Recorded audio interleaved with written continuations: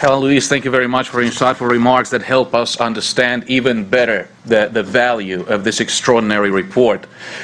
Going back to our gratitude to Chuck Downs, we are grateful to Chuck for having established this relationship with Kim Kwang-jin, who is more than a colleague, he's a friend, he's our non-resident fellow in Seoul. We have benefited tremendously from his expertise. He has authored 2 HRNK reports and is currently working on our next report on the circulation of information inside North Korea, a report to be released this fall. Kim Kwang-jin has so many degrees from South and North Korea that I wouldn't be surprised if he was working on another one. He is certainly very well known for having played a significant role in the North Korean overseas economic activities. He is the one who has shed light on North Korea's insurance fraud, and insurance companies have benefited tremendously from his testimony and his expertise. We are delighted that he happens to be in town, and he was very happy to join us here today as a discussant. Kwang-jin. Thank you.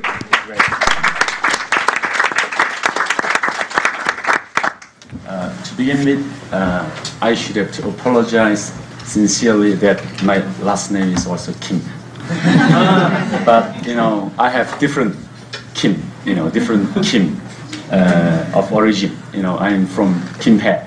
But those Kims, 3 Kims, are from Jeonju. So I'm not that much Anybody? This paper is so much impressive. It is the manual that tells everything of internal security apparatus in North Korea. And, on page 14 and 15, I should say that it contains the essence of this paper. I should read. The italic paragraph on page 14. In North Korea, the teachings of Kim Il-sung, the words of Kim Jong-il, and the precepts and principles of the party have come to function as supra-legal structures. Because of this, actual criminal law has lost much of its meaning. The directive of official successor Kim Jong-un have also taken supra-legal applications. His directives have been used most prominently in cracking down on and punishing defectors. Next page.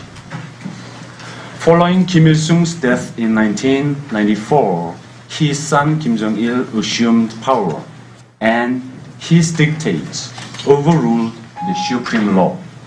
The Korean Bar Association has pointed out that in North Korea, the hierarchy of law is Kim Jong-il's and Kim Il-sung's words, Workers' Party instructions, the Socialist Constitution, other statutory laws, and finally, rules and regulations. The security agencies serve only the leader himself. Their severe methods of coercion and control are not in service of law or of the people of the nation.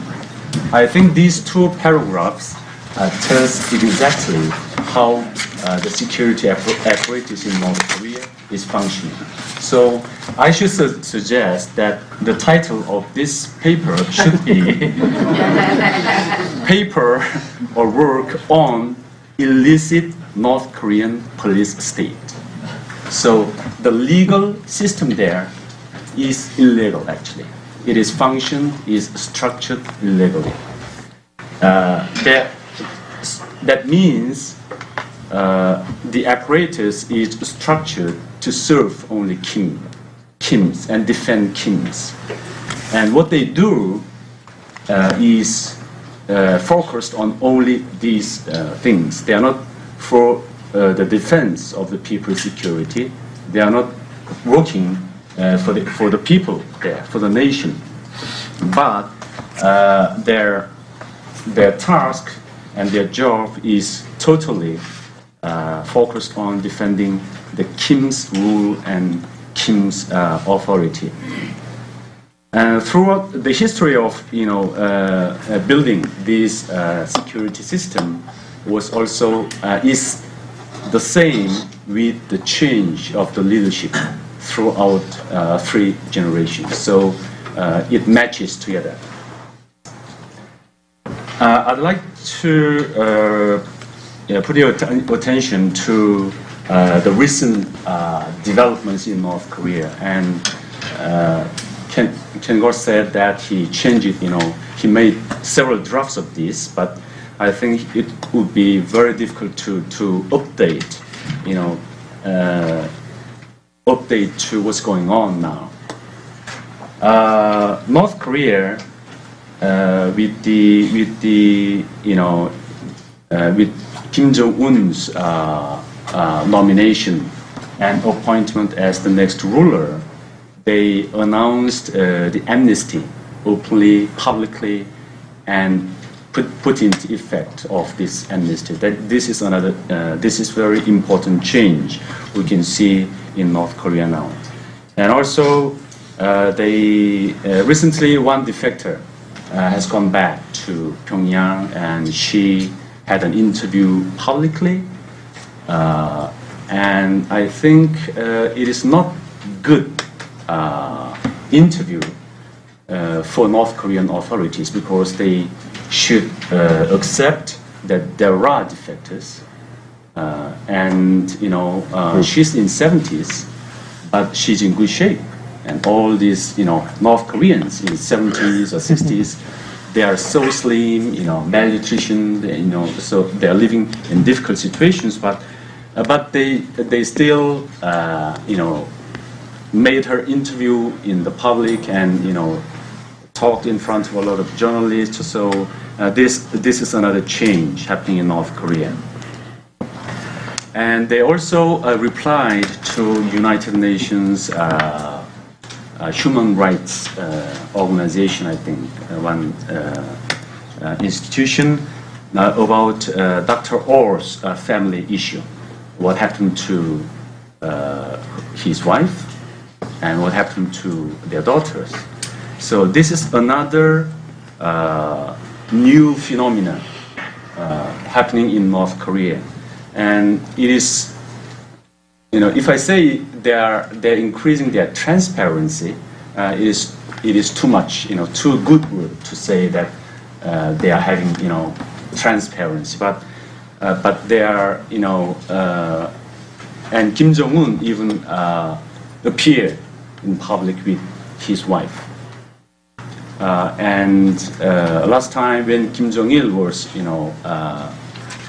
giving the spot guidance, so-called spot guidance, their documentaries and the media release were made, after 1 week or in 10 days. But now, within a day or two, they are releasing these documentaries and movies. I mean, the pictures. So I should say that they are releasing more information about their leadership and showing, as compared to their past and as compared to the records, they are becoming a little bit more transparent now. And for the security organizations, I don't know whether it is the proper wording, but there is a phenomenon of militarizing the security apparatus. They change it, their police ministry into Boan-gun, Inmin-Boan-pu, similar to the Ministry of Defense. And they created police forces, and they put the combat forces of the police. They are wearing different uniforms now, similar to the military. So this is another phenomenon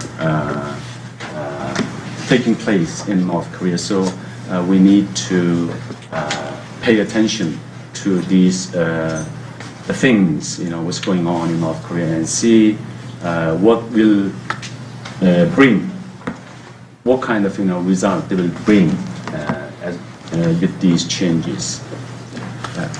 Thank you for your attention.